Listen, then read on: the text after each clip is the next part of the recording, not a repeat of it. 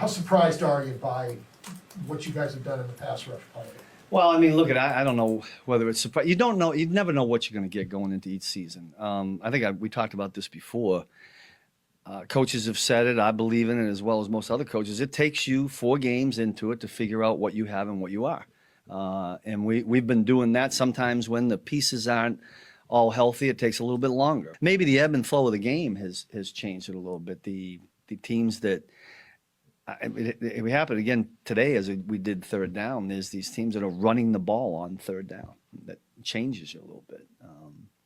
We just got to get in those situations where we know it's passed so we can pin our ears back and go. Charvarius Ward had been out a few weeks. Yeah. He got some time last week. What did you see from him? Yeah, I was good to see that he got in there. We weren't sure whether to, we were being careful with overloading him because, it's quad. And I thought he did good. He knocked the rust off, in my opinion. He made a really good play on a slant that we needed. And hopefully he can do the same thing. We need him back. This has been the last few games with both Nick Bolton and Willie Gay on the field together. Just what's the next progression from them as you sort of see what they can both do and what they may add moving forward? As far as the next progression, I mean, is keep doing what we're doing. We're trying to get him out on the field as much as we can, and you guys can see that when we're playing.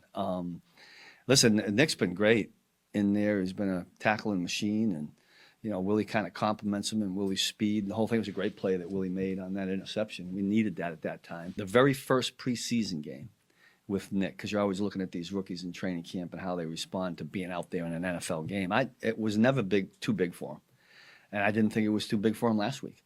I think Matt House and him work so well together, and Matt gets him ready, and he's a true pro even as a 8th game rookie. And we're really happy with what he's done from that standpoint. I think the rest of the guys responded to him. He's standing in front of the huddle, and I don't think we skipped a beat in that regard.